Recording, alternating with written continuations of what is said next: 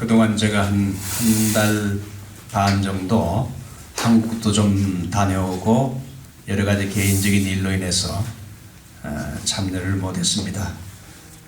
오늘 축도에 대한 고찰, 우리 목사님들에게만 그 프린트물을 6프린트물을 드렸는데 4개를 해왔는데 하나가 좀 모자란 것 같아요. 받지 않은 목사님 다음 주에 제가 드리도록 하겠습니다. 올바른 축도로 인해 했지만은 꼭 내가 강의하는 것만이 100% 맞다 그렇게 생각하진 않고요. 사람은 얼마든지 틀릴 가능성이 있으니까 오늘 가능하면 어떻게 하는 것이 성경적인 올바른 축도로인가, 축도하는가 이걸 좀 소개해 드리겠습니다. 이것은 제가 우리 교단 신문에다가 내년 5월달에 나가는 교단 신문에 이것이 내용이 실립니다.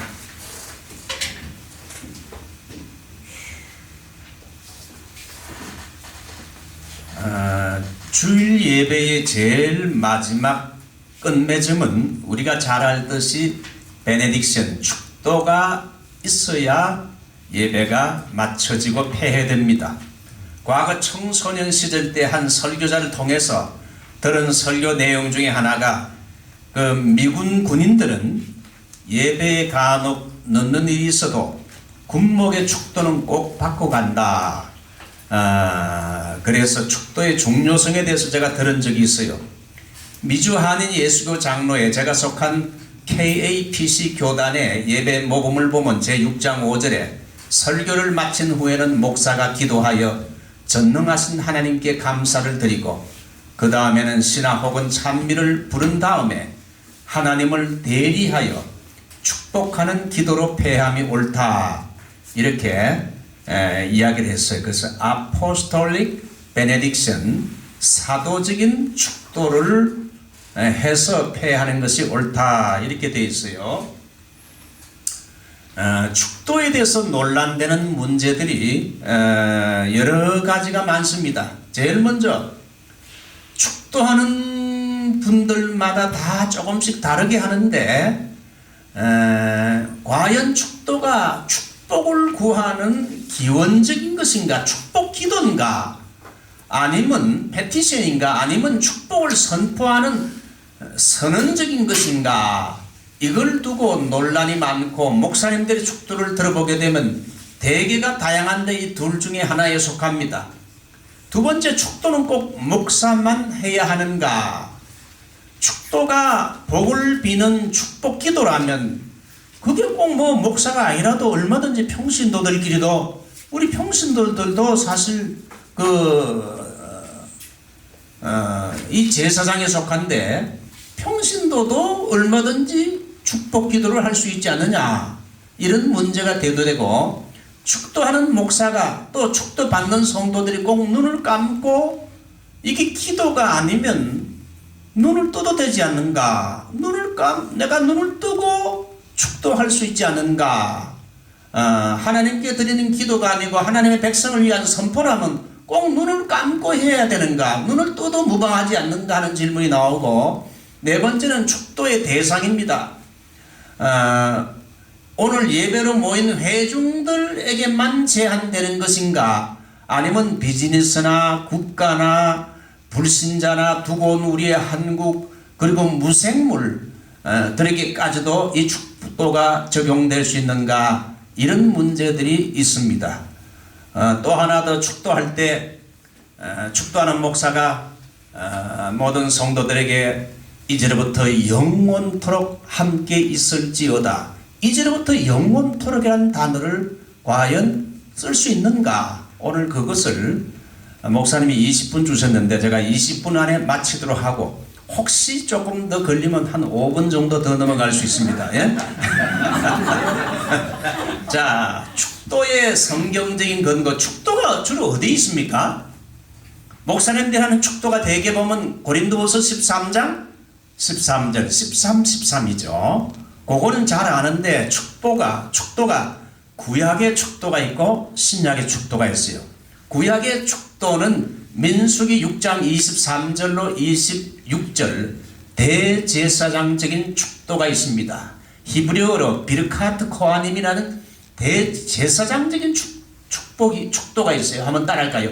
여호와는 내게 복을 주시고 여호와는 내게 복을 주시고 저를 지키시기를 원하며 여호와는 그 얼굴을 내게 비추사 여호와는 그 얼굴을 내게 비추사 은혜 베푸시기를 원하며 여호와는 그 얼굴을 내게로 향하여 드사 여호와는 그 얼굴을 내게로 향하여 평강 주시기를 원하노라.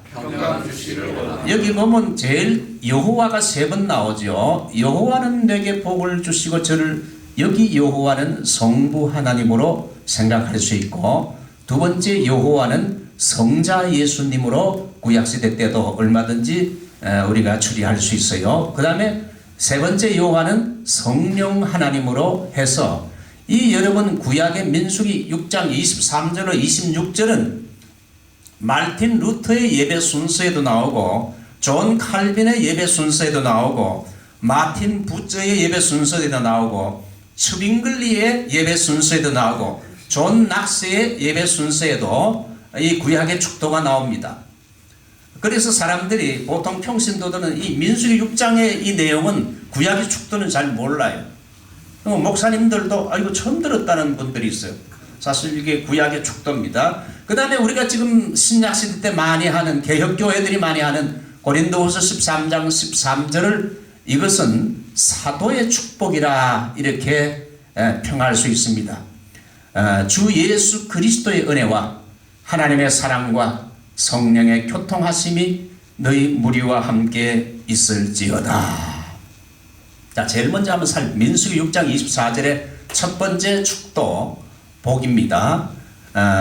민수기 6장 24절 보게 되면 제일 먼저 주시는 복이 성부 하나님의 복인데, 성부 하나님은 어떤 복을 주시는가? 너를 지켜주시는 복이다. 여기에 대표적인 복은 지켜주신다. 이 지켜준다는 히브리어는 사마르인데, 하나님이 너의 출입과 안전을 지켜주시고 교통사고 위험에서 지켜주시고 모든 evil things, 악한 것들에게서 하나님은 너를 지키신다. 옛날 욥을 하나님께서 그 욥의 이 모든 경영하는 비즈니스와 욥이 살고 있는 모든 테두리를 하나님이 다 이렇게 지켜주셨다 그랬어요.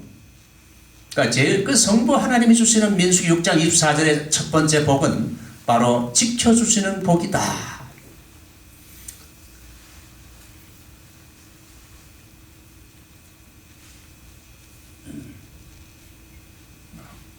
이거 하나가 빠졌네. 성자 예수님의 복이 여기 이제 빠졌습니다.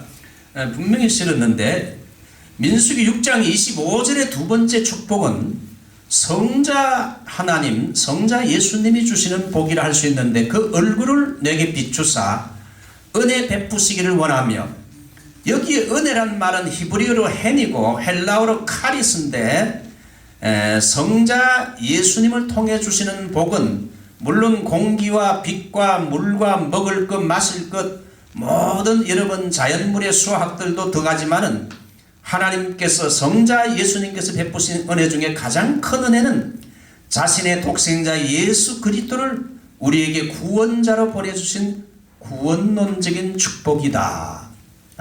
자, 세 번째 민수기 6장 26절 보면 세 번째 복이 성령님이 주시는 복인데, 여호와는 그 얼굴을 내게로 향하여 드사 평강 주시기를 원하노라.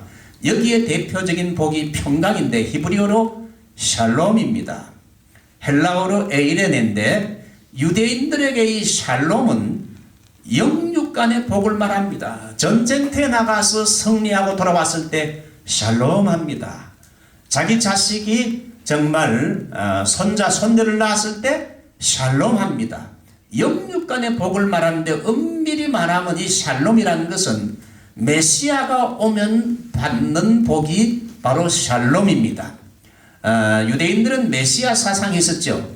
메시아의 상징은 다윗과 모세, 제2의 모세, 제2의 다윗이 오게 되면 샬롬이 일어난다.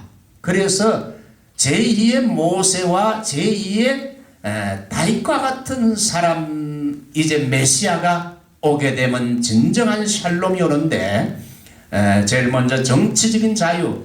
여러분, 모세가 이스라엘 백성들에게 출애굽시켜서 정치적인 자유를 주었죠. 경제적인 풍요를 줬죠. 광야 40년 동안에 하나 굶지 않고 풍요롭게 먹을 것 마실 것 줬죠. 사회적인 정의, 이건 다윗 시대, 특별히 다윗 시대에는 그가 모든 빼앗겼던 땅을 다 회복하게 되고, 그리고 정치적인 자유, 모든 외적들이 다 다윗 앞에서 무릎을 꿇고 조공을 바치고, 다윗 시대 때 먹을 것이 풍성한 경제적인 풍요를 두고 있고, 사회적인 정의, 정치를 잘해가지고 아주 사회적인 정의가 실현됐어요. 그래서 여러분, 따라할까요? 정치적 자유, 경제적 풍요, 사회적인 정의, 이것이 다 세 가지가 종합적으로 잘 실현됐을 때 유대인들은 샬롬 합니다. 샬롬, 헤베누 샬롬 알렘, 샬롬. 그런데 이 예수님이 오셨을 때에 여러분, 정치적인 자유와 경제적인 풍요와 사회적인 정의를 예수님을 통해서 실현하려고 정치적인 메시아를 꿈꿨지만, 예수님께서는 메시아가 오게 되면 주시는 진정한 샬롬은 정치적인 자유, 경제적인 풍요, 사회적인 정의가 아니라, 예수님은 영적인 메시아로서, 예수님은 십자가에서 자기 자신을 못 박혀 죽으심, 희생을 통해서 진정한 샬롬을 이루었어요. 예수님은 정치적인 자유는 주지 않지만 십자가를 통하여 영적인 죄에서의 자유를 주었죠. 경제적인 풍요는 아니지만 예수님은 여러분 영적인 신령한 풍요를 주셨고, 그리고 진정한 사회적인 정의, 십자가의 복음이 들어가는 곳마다 그 여러분 나라와 사회가 밝아진다 이겁니다. 이거 두 번째 축복 여기 나오네. 바꿨네, 그죠? 죄송합니다. 그래서 여러분, 민수기 6장에 나오는 그 구약의 축도는 성부 하나님의 지켜주시는 복, 그 다음에 성자 예수님께서 주시는 구원의 복, 구원의 복이죠. 그 다음에 성령 하나님께서 주시는 샬롬의 복입니다. 평강. 자, 그 다음에 이제 고린도후서 13장 13절을 보게 되면 우리가 자주 사용하는, 목사님들이 자주 사용하는 그 축도가 나옵니다. 우리 주 예수 그리스도의 은혜와 하나님의 사랑과 성령의 교통하심이 너에게 함께 있을지어다. 여기에는 성자 주 예수 그리스도를 통한 은혜와 성부 하나님의 크신 사랑과 성령 하나님으로 말미암은 교통이 있기를 축복하는데, 이걸 사도적인 축도라고 합니다. 주 예수 그리스도의 은혜, 헬라어로 헤카리스투 퀴리온 예수, 하나님의 사랑 크리스투 카이 헤 아가페 투 데오, 성령의 교통하심 카이 헤 코이노니아 투 하기오, 자 푸니마토스.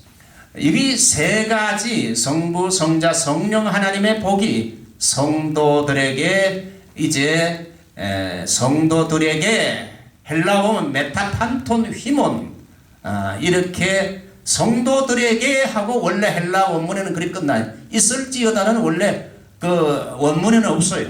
예? 그래서 이 세 가지 병행된 구절은 삼위일체의 조합을 가장 확고하게 명시하는 구절입니다. 여러분, 그 바울 사도와 베드로 사도의 모든 여러분 기도와 기원과 인사말과 축도를 보게 되면 성부 하나님, 성자 예수님에 대해서는 많이 나오는데, 예수님 이름으로 나오는데, 이 삼위 이름으로 나오는 것은 여러분 이 고린도후서 13장 13절에 가장 한번 나오고 잘 된 거지요. 고린도후서 13장 13절. 자, 여러분 한번 목사님들의 축도를 어떻게 합니까? 주 예수 그리스도의 은혜와, 그 다음에 뭐죠? 하나님의 사랑과 또 성령님의 교통하심이 너희 무리와 함께 있을지어다. 원래 있을지어다는 헬라 원문에는 없어요. 너희 무리와 함께 하고 이제 헬라어로 끝납니다. 자, 고린도후서 13장 13절은 특이한 게 두 가지인데, 고린도후서 13장 13절은 사실 동사가 없는 문장입니다. 헬라 원문에는 있을지어다와 같은 표현은 없습니다. 너희 무리와 함께 판테스 with you all로 끝납니다.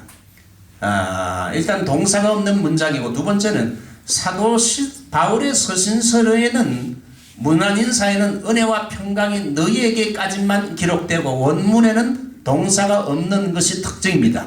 여러분 모두와 함께 메타판톤 휘몬 이 문장으로 종결되는데, 그런데 우리말 성경에는 문장을 완결하기 위해서 있을지어다를 첨가했습니다. 여러분 그 고린도후서 13장 13절을 보면 성부, 성자, 성령의 순서로 하지 않고 제일 먼저 무엇이 나옵니까? 성부가 아니라 예수 그리스도 성자의 축복이 제일 먼저 나오고, 이것은 왜 성자가 먼저 나오는가? 이것은 구원론적인 차례를 말합니다. 구원의 길은 그리스도이기 때문에 그리스도의 중보적인 은혜를 말미암지 않고는 하나님의 사랑에 이르지 못합니다. 그리스도의 은혜, 즉 그리스도를 통한 십자가의 구속이 바울의 심령에 제일 진하게 각인됐기 때문에 그리스도의 은혜를 먼저 넣고 그 다음에 하나님의 사랑을 표현했어요. 은혜라는 건 구속의 은총을 말하는데, 그리스도의 십자가의 죽음과 부활을 통한 그 은혜를 말하죠. 자, 이제 하나 또 생각하면 축도의 성격은, 축도는 축복 기도인가?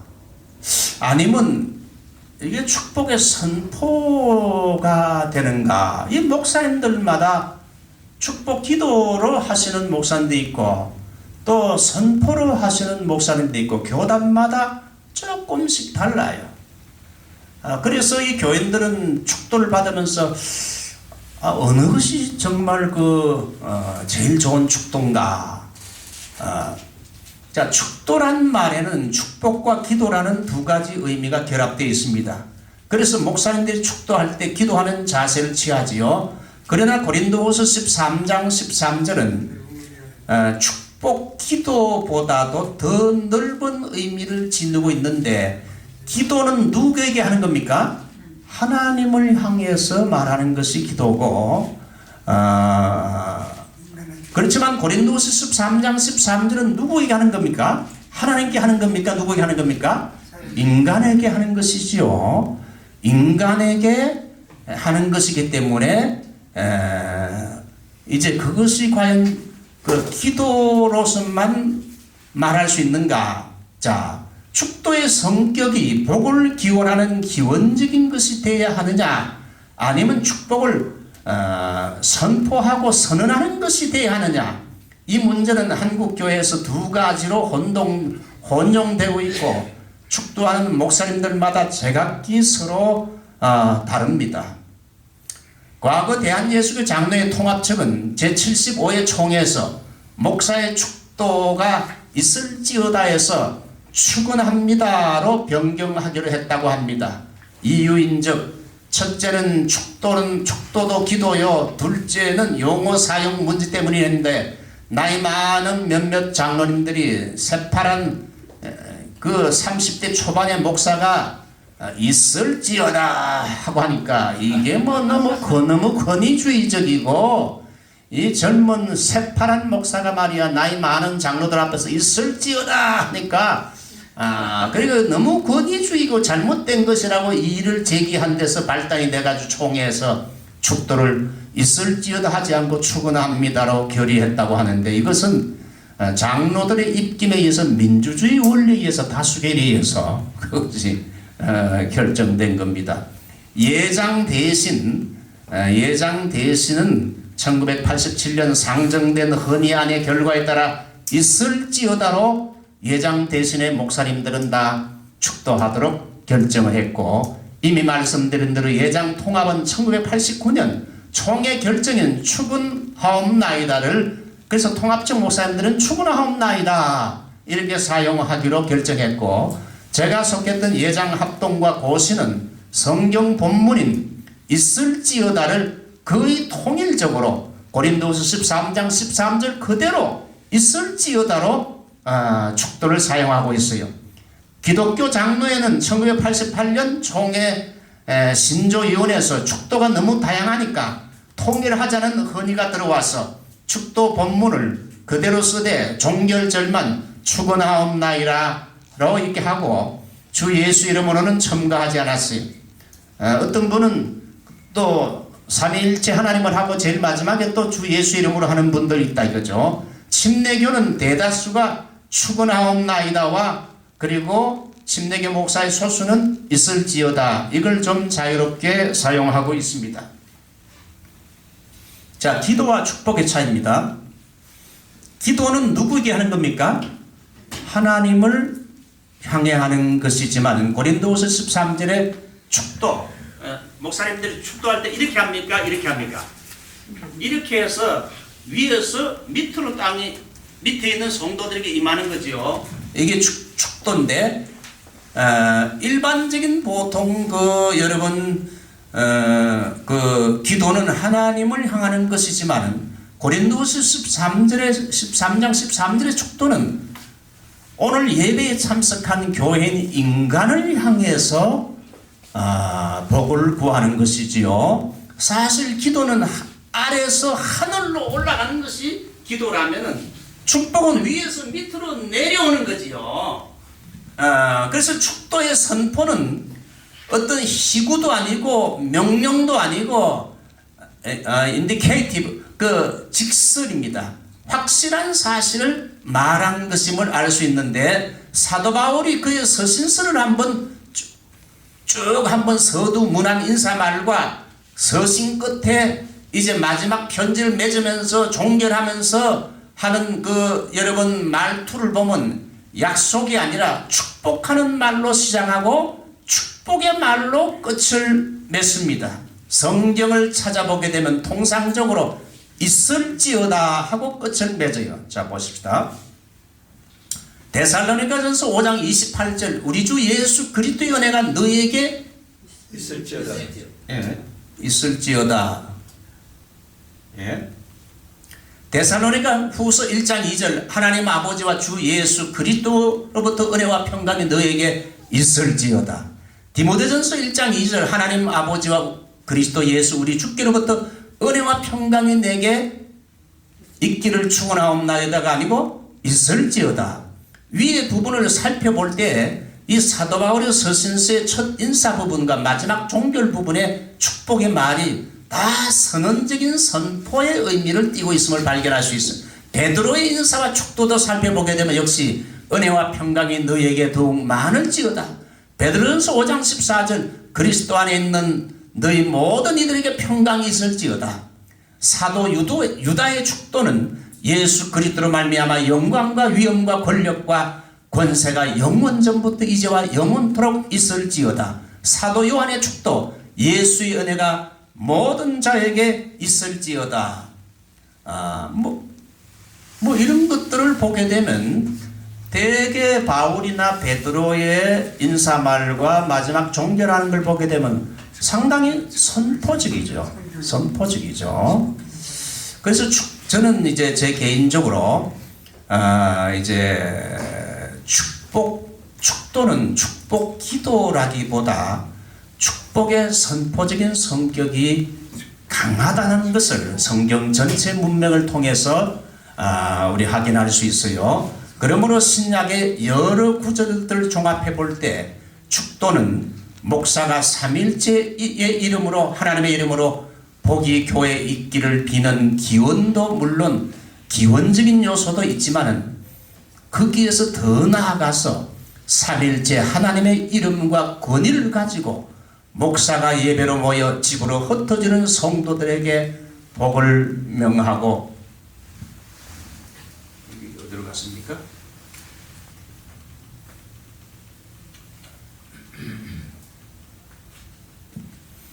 그래서 목사가 예배로 모여 집으로 흩어지는 성도들에게 복을 명하고 선포하는 의미가 있다. 그래서 축도할 때 양팔을 높이 들고 손바닥은 회중을 향하여 아래로 들고 있을지어다. 이것은 목사의 권위가 아니고 성부, 성자, 성령 하나님을 대리하여 삼위일체 이름으로 복을 명하고 선포하는 것이지요. 여러분, 기도는 대개 그렇게 하지 않습니다. 축복 기도는 그렇게 손을 이렇게 해가지고 축복 기도 합니까? 이 기도는 대개 그런 식으로 하지 않고, 기도하는데 왜 이렇게 손을 이렇게 올립니까? 목사가 스스로의 권위를 가지고 하는 것이 아니라 삼위 하나님의 권위를 위임받아 대신 삼위 하나님으로 예배를 드리고 돌아가는 백성들에게 복을 명하고 선포하는 거죠. 이 축도가 복을 기원하는 축복 기도라면 꼭 목사만 축도해야 되는 거. 축복 기도는 장로님도 할 수 있고 권사님도 할 수 있잖아요. 다른 사람들에게. 그러니까 축도는 축복 기도라기보다 한마디로 말하면 축복을 선포하는 축복이에요. 축복, 블레싱이라 할 수 있어요. 물론 제가 하는 말에 또 누가 비판을 할 수도 있습니다. 그러므로 축도의 선포는 간절히 축원함도 아니고 간절히 축원하옵나이다 이것도 아니고 간절히 기원하옵나이다도 아니고 삼위 하나님의 복을 목사가 대신해서 선포하는 있을지어다가 보다 성경적이지 않나 그렇게 생각합니다. 이제 마지막 변론을 하면서 축도의 수식어입니다. 그 목사님들이 축도할 때 너무 수식어가 복잡하고 많아요. 그래서 축도가 뭐 한 2분 3분 걸리는데 수식어를 너무 많이 갖다 붙이는 경향이 많은데 그렇게 길게 하면 축도의 핵심이 무언가를 놓치기 쉽기 때문에 짧게 하는 것이 원칙입니다. 고린도후서 13장 13절의 축도를 아주 짧잖아요. 그대로 짧게 사용하는 것이 좋아요. 막 갖다 붙여가지고 막 길게 하는 거 썩 좋은 게 아닙니다. 두 번째, 어떤 목사는 축도할 때 이제부터 영원토록 함께 하시기를 이렇게 수식을 많이 갖다 붙이는데, 자 이제 성도들에게 주는 복을 이제부터 영원토록 함께 하시기를, 이게 과연 성경적으로 올바른 축도인가? 성경의 서신서를 읽어보게 되면 이제부터 영원토록이라는 수식어는 하나님에게, 예수 그리스도에게로 돌아가는 것이지 사람에게 이제부터 영원토록 하질 않아요. 이 수식어가 성도적 회중을 대상으로 사용된 건 없어요. 언젠가부터 나도 모르게 저도 그렇게 많이 해요. 무의식적으로 이제부터 영원토록 함께 있을지어다. 이제부터 영원토록이라는 말은 하나님과 그리스도에게로 주로 사용했고 사람에게는 별로, 신약의 축도인 고린도후서 13장 13절에도 영원토록이라는 말은 없어요. 이런 용어는 인간에게가 아니라 하나님과 그리스도에게만 영광을 돌리는데, 이 베드로서 3장 18절과 유다서 25절에 이 두 군데에서 하나님과 그리스도에게만 이제부터 영원토록이라는 단어를 썼지, 축도받는 성도들에게 이제부터 영원토록 있을지어다, 이거는 하지 않는 것이 성경적으로 봅니다. 이제 마지막입니다. 축도의 대상. 축도의 대상은 너희 무리와 함께 이렇게 되어 있어요. 오늘 예배를 드리고 돌아가는 성도들을 향하여 이제 축도의 대상은 성도들이 대상이고 또 주일학교의 어린 자녀들도 역시 포함됩니다. 불신자는 축도의 대상이 아닙니다. 예수 안 믿는 불신자는 축도의 대상이 아니요. 왜? 바울은 예수 그리스도를 변함없이 사랑하는 자에게 은혜가 있을지어다 했고요.